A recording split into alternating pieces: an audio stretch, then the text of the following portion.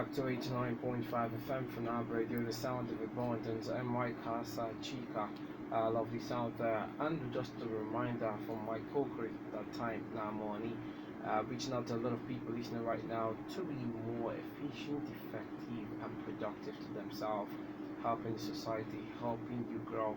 No matter the case may be, the pandemic all over right now, COVID 19 all over, but doesn't stop you, doesn't stop your dreams, doesn't stop you from doing whatever you want to do. And just a lot of people reached out to me that, Josh, as an entrepreneur right now, I've been restricted from working from home. This is going to be a tough time for me. I decided to bring Mr. Cabero Lighter, known as egalitarian, pulling coded Mr. Egalitarian to come. Let's talk about how you can move forward, even in such difficult problems like this, how you can move forward. Now, Mr. Egalitarian, just a couple of, about a week, days ago, there, there was a bill passed for the ban of generator. Okay. Like Okay. federal government is really looking forward to ban generators into the country. I just looked at how many entrepreneurs will be affected when generators will be banned. But at the same time, yes, it could be affected. But I feel that as a youth, as an entrepreneur, there's always a room for creativity. Alright.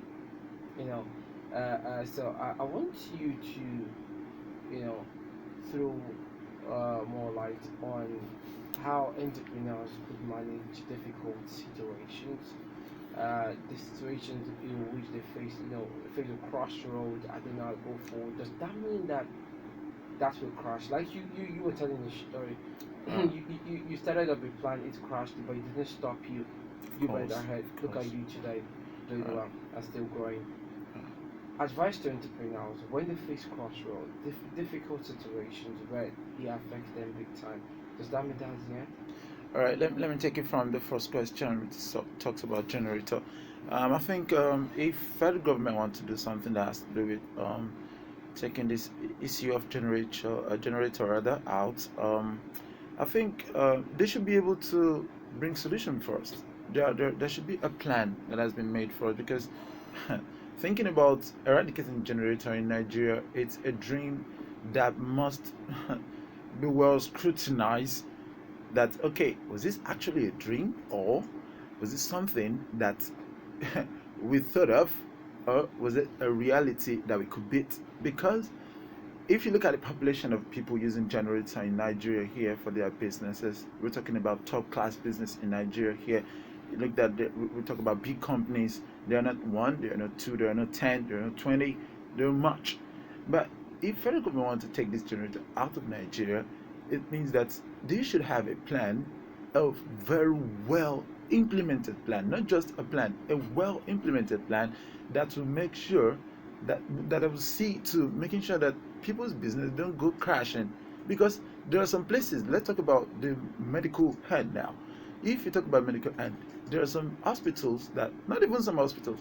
In hospitals, there shouldn't be power failure. Even in a moment, there shouldn't be anything called power failure. And if there are power failure, it means that there is a standby generator that will stand for it at that point in time. Let's talk about generator now. Let's talk about having operation in hospital. If they want to have operation and as they're going, you should know, Josh, that if you're having a kind of operation for somebody, we'll talk about life now. If there should be a power failure at the point in time, it is the probability that that person will die is almost getting to one at that point in time, according to medical reports. But if there is this kind of generator around, you know that when they want to perform this operation, they know we are in Nigeria where we are prone to power failure every time. They make use of generator. So these things, how do they want to implement it that it won't affect such effect? Let's say, for example, now at the time that there's power failure, maybe we are having like 100 lives being operated at that moment. It means that we're going to lose 100 lives at that point in time. But if we have a forward plan that makes it very easier that during the time of operation medically, then if the power fails, something will stand immediately. We're talking about seconds here that will take up the power and make it function more. But on the other hand, we see that generator has served as a source of what do I call it now? As a source of affecting people. When we talk about pollution, when you stand in streets where they put on generator, you see that the noise that comes out of it affects a lot. Even just I don't know if you experienced this before, where you're reading something or you're concentrating at the point in time where there is generator and suddenly the generator just go off, and immediately you just get back to senses that wow, this generator just went off and my senses just came back. It serves as a source of noise. The pollution is too much for people to get. But let's think about, when we look at disadvantage of it, we look about the advantage of it. So the advantage of generator in Nigeria is more than disadvantage. But sometimes we'll talk about these greenhouse gases when they flow. Generators have about as a source of greenhouse gases also, whether they pass out all this exhaust from it. So, but when we look about the advantage, is much. We have several companies who are making use of this generator. But the fact that they've been imported from countries like China, we are prone to a problem. People are talking about coronavirus in terms of bringing it from China. I was just laughing at how can you say, oh, okay, is it that they are going to pass coronavirus by handling it or what? But let's talk about the risk of generator is there too, but I do not advise at this point in time. I just want to advise that the federal government should please look into it very well before they implement anything. They should have that plan. If they can convince Nigeria, okay, we have this plan that if, okay, look at solar for example. Solar can be used. If we use solar, it's solar can still get more sun and in the end can pass the current into usable light electricity. So we can be able to make use of that. But how do they want to do it? They have several means. They should be able to at least scrutinize very well. You have other countries who are making use of other sources to get power into their country, and they're doing very fine. But again, we should think about way forward first. We should think about, okay, we've thought about way forward already. We want to take generator out of Nigeria. But we think about usable strategy. They should convince Nigeria. Federal government should make sure they convince Nigeria. Shouldn't just come and tell us today that, okay, we are taking off generator from Nigeria, so we want to make sure that we use our lights and stuff like that. So they should have that plan. That is just advice on the federal government side. Then talking about the youth that they think is the end of the world when they crash somewhere. You don't have to crash. You don't have to think about that's the end of the world. I told you guys when we started this story that I spent money on a business that crashed, and at that point in time I sat back and I asked myself, egalitarian, what's the way forward? And remember, I have ideas, I have skills, and these skills I want to put it into usable values. So what did I do? After the old stuff, I said I crashed my business. So I make call through to people of great personalities that I know so much that, oh, something like this happened to me. Oh, so what's the way forward? So I was given advice instead of being given money. So I followed the advice. So what did I do? I like volunteering a lot. When they want to have a program, I volunteer.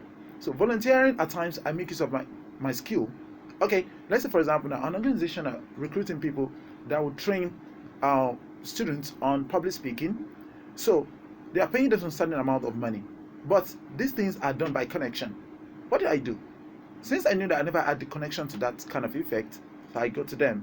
Okay, my name is Kabir Olaito, Mr. Egalitarian. I do this, I'm into public speaking. They said, oh, how did you know? Oh, I know through this platform. Oh, we are so sorry. We're not recruiting anybody anymore. So I told the man, I said, sir, I'm not here to collect your money. I just want to make impact. The man was like, wow. So you're not in for a man? I said, no. Okay, don't worry. Do you know what? Come back on Monday. When the man told me to come back on Monday, I was like, wow, Monday. So I went there on Monday. So people don't know, when you have purpose and your purpose is speaking for you, you go a long way and you walk through that purpose. So I went there. So just on getting there, to my surprise, I met this young lady, and literally was like, were you the person that said you wouldn't collect money for teaching our students? I said, yes, ma'am. I said, okay, no problem. Let's have you. Then I started. Do you know that in the end, Josh, I was given a sum of 20,000 naira, 20,000 good naira for volunteering to just work freely for them. So sometimes you sitting idle is what is killing you. You don't have to sit idle. You have the skill already and you don't have the connection. Okay, look for volunteering opportunities. Where would I go that my skill will be valuable for them? The thing is that sometimes when you tend to offer your value for free, you don't know that you are indirectly selling yourself. And when you do that, you get a lot of responses from great people, and they can be able to buy into your ideas. I got this idea from a very good video I watched on YouTube. I'm surprised the way now the youth, when they go online, the only thing they watch is adult movies, is that they watch entertainment, dancing, and the likes like that, forgetting their values.